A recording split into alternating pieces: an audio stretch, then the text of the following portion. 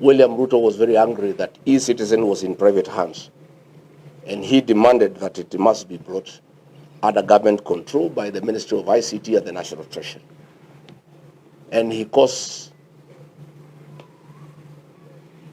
a lot of fury and demanded that that should happen.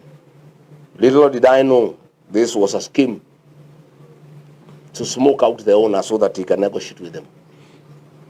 And when they eventually presented themselves, he demanded that they cede 80% of the company to him through a proxy called Linus Kipngetich.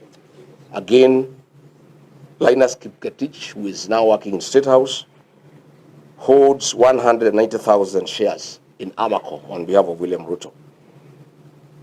And it is him who withdrew 6.3 billion shillings in cash from Equity, from the e-citizen account.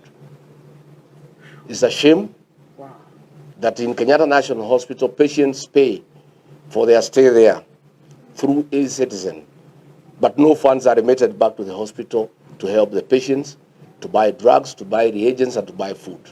Indeed, patients in Kenyatta National Hospital are not dying because of the disease that brought them to hospital, but they are dying for lack of food. It's a shame.